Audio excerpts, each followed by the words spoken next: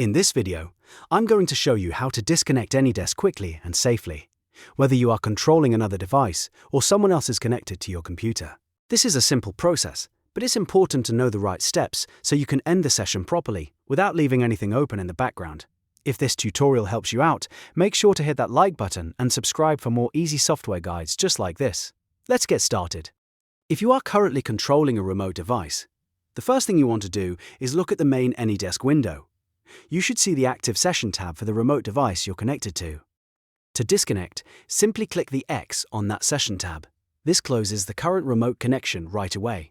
It's the fastest way to end the session when you're the one controlling another computer. After closing the session tab, it's a good idea to fully quit the AnyDesk app if you're completely done using it. On Windows, right-click the AnyDesk icon in your system tray. On Mac, you can find it in the dock or menu area. Then choose Exit.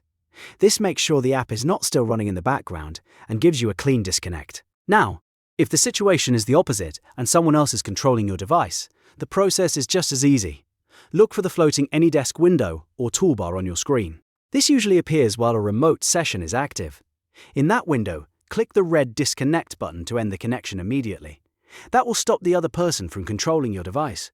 If you do not see a disconnect button, don't worry. You can simply close the entire AnyDesk window. That will also end the active session in most cases. Just make sure the connection is fully closed before you continue using your computer.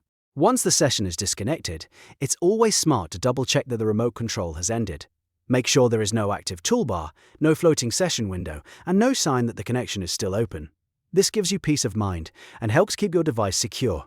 So to recap, if you are controlling a remote device, close the Session tab and quit AnyDesk from the tray or dock. If someone is controlling your device, click Disconnect or close the AnyDesk window. That's all there is to it. If this video helped, please give it a thumbs up and subscribe to the channel for more quick tech tutorials. Thanks for watching, and I'll see you in the next one.